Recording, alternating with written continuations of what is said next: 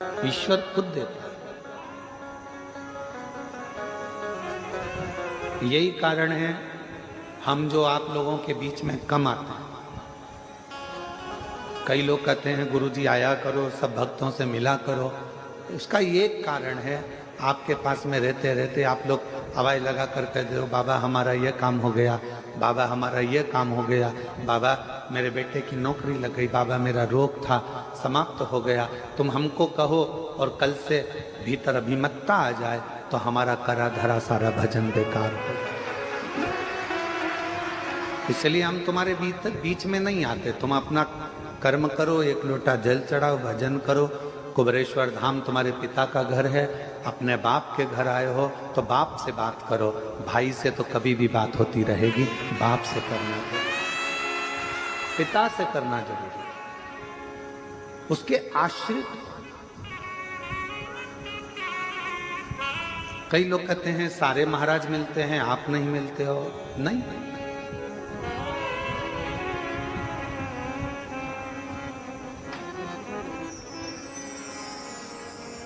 दिवोदास के अंदर ये अहम उत्पन्न हो गया कि मैंने ब्रह्मा जी को बुलाया, मैंने इंद्र को बुलाया, मैं सबको बुला सकता हूं। ये अभिमतता है दिवोदास।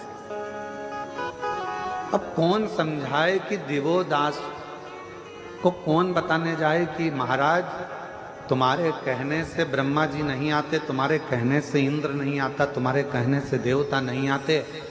तुम काशी में बसते हो और काशी के कण कण में मेरा शंकर बसता है, इसलिए देवता उनके लिए आते। काशी के कण कण में शिव बसता है, इसलिए देवता उनके लिए आते। देवता तुम्हारे लिए नहीं आते, उनका तो मन होता है हम आए हैं तो काशी में बाबा का कंकर शंकर का दर्शन हो जाएगा।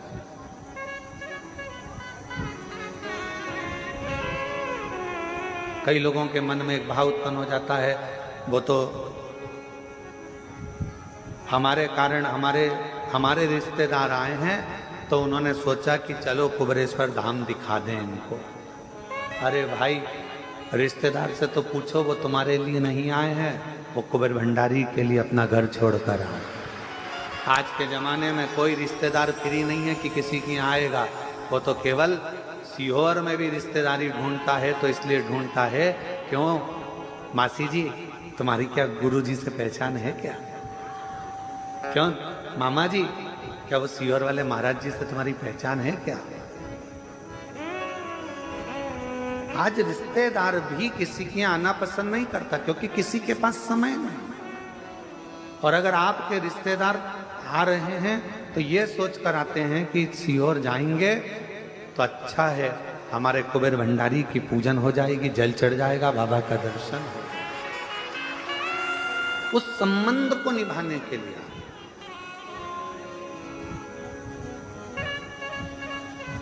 उस संबंध को निभाने, और सीधा संबंध हम आपको आज एक खड़ी खड़ी कहना चाहते हैं, किसी को बुरा लगे चाहे भला लगे। कई लोग कहते हैं गुरुजी कथा करने का इतना लाख लगेगा, उतना लाख लगेगा। हमारा निवेदन है, तुम्हारे कॉलोनी के लोग, तुम्हारे गांव के लोग कुछ भी बोले, एक बार सीहोर तो आओ। अगर कथा लेना है तो पहले सीहोर आओ, बाबा के भक्तों से बात करो, आश्रम में बात करो, तब कथा लीजिए। किसी के कहने से कथा लेना उत्तमता नहीं। यहाँ रहते हैं, समीर जी रहते हैं, आशीष जी रहते हैं, आकाश जी रहते हैं, आपको बिठाएंगे, समझाएंगे कथा का क्या नियम है, क्या क्रम है। और पहला शब्द कथा लेने से पहले पहला शब्द निकलता है कि इतने भक्त आएंगे, उनके रहने की व्यवस्था, उनके भोजन की व्यवस्था, उनके शौचालय की व्यवस्था, उनके चिकित्सा की व्यवस्था, ये मूल रहते हैं। और कोई कहे हम छत्तीसगढ़ रहते हैं, हमने उनसे पूछा था, वो बता रहे थे इतना लगेगा। हम महाराष्ट्र रहते हैं, उनने बताया इतना लगेगा। हम राजस्थान रहते हैं, इतना लगेगा। ना ना, यहाँ तो दिल लगेगा, और वो लगाना हो तो बाबा के धाम दिल लगेगा। शिव को अपना समर्पण करो।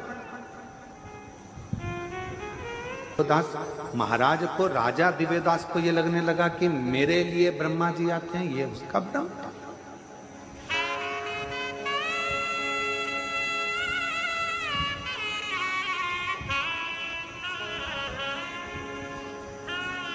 कुबेरेश्वर धाम के इस पवित्र प्रांगण में रहने वाले किसी व्यक्ति को अहंकार आ जाए कि मेरे चक्कर में इतने लोग आ रहे हैं, तो ये उसका अहंकार है। और सुनो सीहोर वाले महाराज, तुम भी मत सोचना कि तुम्हारे लिए ये लोग आ रहे हैं, नहीं, ये तो बाबा कंकर शंकर के लिए आ रहे हैं, ये उसके हैं।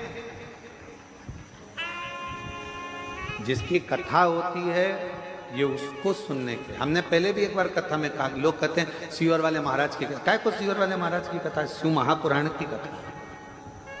हम जा रहे हैं शिव पुराण की कथा में, कहा सीहोर, इतना ही बोल दोगे ना कि सीहोर जा रहे हैं शिव पुराण की कथा में, तो लोगों को समझ में आ जाएगा कि कुबेरेश्वर बाबा के धाम, बाबा भंडारी के दरवाजे पर भंडार लेने के लिए। उसका नाम कुबेर भंडारी है, उसका काम केवल एक ही है, दुनिया के भंडार भर। वो बैठा ही 12 ज्योतिर्लिंग के बीच में है। पूरा 12 ज्योतिर्लिंग का नक्शा निकाल लो, तो मैप पे सर्च कर लो, और 12 ज्योतिर्लिंग का नक्शा निकाल कर सर्च करोगे तो बीच केंद्र में कुबेरेश्वर भंडारी बिल्कुल सुई की नोक पर बैठा। बीच के बिल्कुल 12 ज्योतिर्लिंग का पूरा नक्शा बना, उसके 20 सेंटर में कुबेरेश्वर बाबा है।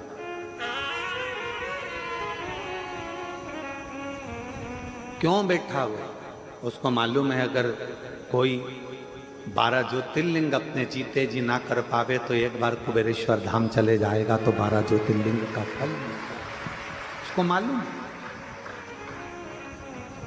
कोई कोई होता है नहीं जा पाया, कहीं केदार नहीं जा पाया, मल्लिकार्जुन नहीं जा पाया, नागेश्वर नहीं जा पाया, भीमा शंकर नहीं जा पाया, तो बाबा के धाम आ गए, उसका नाम ले लेंगे, उसका उच्चारण करें।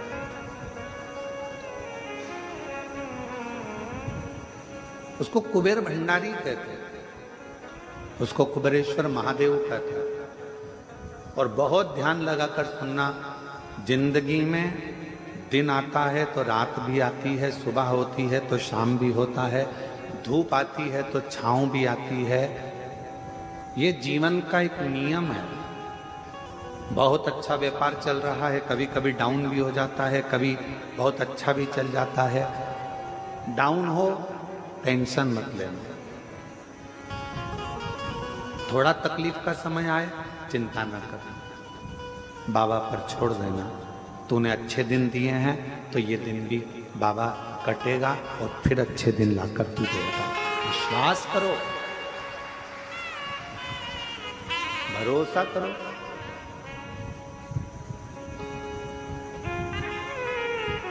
महाराज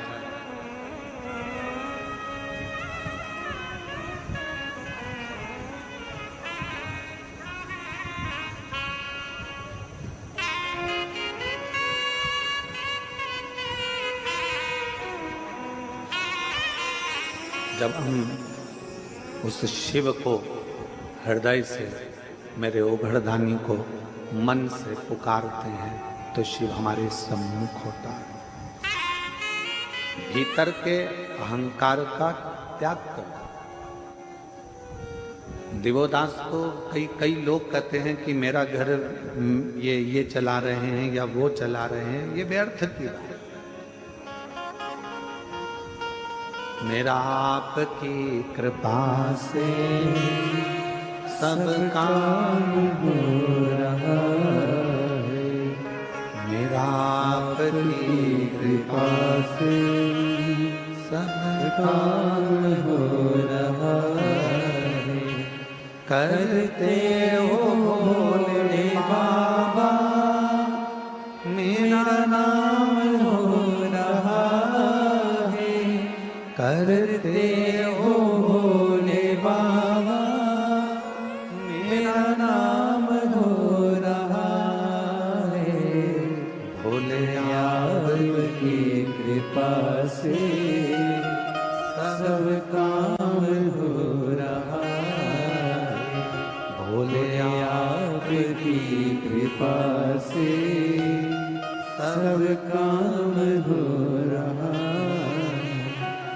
मैं तो नहीं हूँ काबिल, तेरा पार कैसे पाऊं।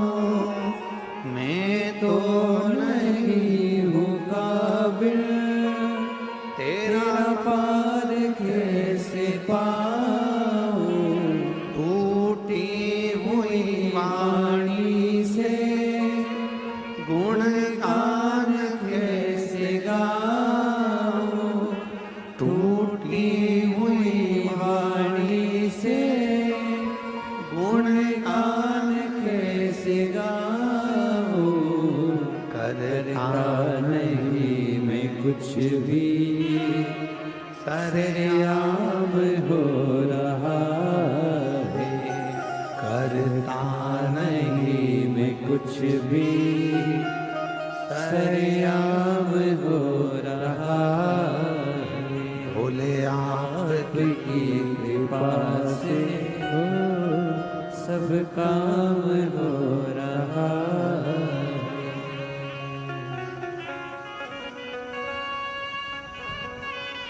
ये उसकी उदारता, आपका और हमारा नहीं। अब दिवोदास के अंदर ये अहंकार आ गया था, तो जिसके हृदय में भगवान का नाम होता है ना, वो अलमस्ती में ही रहता। एक बार हृदय में शिव आ गया, भगवान का नाम आ गया, चाहे राम नाम आया हो, चाहे कृष्ण नाम आया हो, चाहे शिव नाम आया हो, वो मस्ती में ही रहता। आग लगे बस्ती में, अपन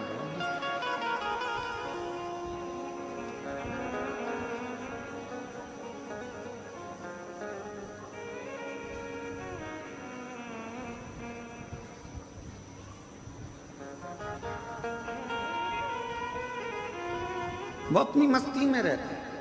उसको कोई मतलब नहीं है कि कौन क्या कर रहा है, क्या बोलेगा, क्या ना बोलेगा। वो तो अपनी मस्ती में जीता। और यही शिव तत्व है। इसी को शंकर जी का एक अलौकिक तत्व स्कंद पुराण का काशी खंड का 53वां अध्याय आप कभी पढ़ेंगे तो उसमें वर्णन आता है देवोदास के चरित्र का। स्कंद पुराण का 53वां अध्याय काशी खंड का जब आप पढ़ेंगे तो उसमें दिवोदास का चरित्र है। और दिवोदास के चरित्र को जब आप पढ़ेंगे, अध्ययन करेंगे, तो उसमें आपको मिलेगा बहुत सारा विस्तार से दिया है कि मेरे शंकर भगवान अपनी राम नाम मस्ती में, भगवान की मस्ती में अलमस्त होकर बैठे हुए थे। दिवोदास के अंदर ये अहंकार आ गया और एक दिन दिवोदास ने ब्रह्मा जी से एक वर और मांगा।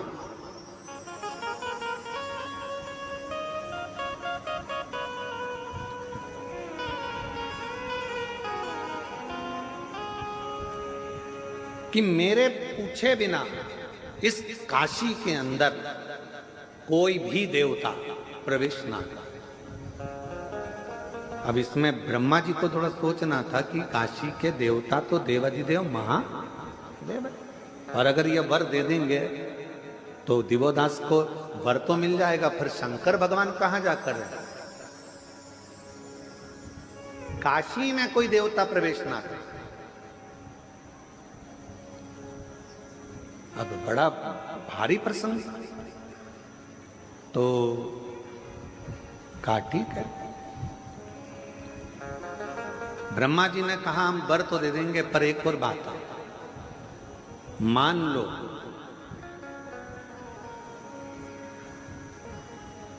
काशी में अगर जरा सा भी उपद्रव हुआ और काशी में अगर कोई भक्तों को तकलीफ हुई, तो फिर उसी समय पर तुम भी नष्ट हो जाओगे और तुम भी बर्बाद हो जाओगे और तुम्हें काशी छोड़ना पड़ सकता। अगर काशी में उपद्रव हुआ, काशी में अगर कोई तकलीफ आई, तो जरा विचार करिएगा, काशी की रक्षा संसार का कोई मनुष्य नहीं कर सकता, काशी की रक्षा तो स्वयं देव अधिदेव महादेव करते हैं। काशी की रक्षा, कोई सोचे कि उज्जैनी की रक्षा हम करें, कोई कहे भीमा शंकर के इस प्रदेश की रक्षा हम करें, कोई कहे उस देश की रक्षा हम करें, कोई कहे इस जिले की रक्षा। ना ना, काशी में अगर विश्वनाथ जी विराजमान हैं तो विश्वनाथ खुद काशी की रक्षा करते हैं। स्वयं काशी के भक्तों में और काशी में रहने वालों को भंडार भरने का काम मेरा विश्वनाथ खुद करता है। उज्जैनी की रक्षा स्वयं मेरे काल अधिपति महाकाल राजा करते हैं। उज्जैनी का भंडार महाकाल भरते हैं। सोमनाथ में सोमेश्वर भंडार भरते हैं। केदारनाथ में केदारेश्वर भंडार भरते हैं। कोई दूसरा नहीं करता। किसकी सामर्थ्यता होगी करेगा।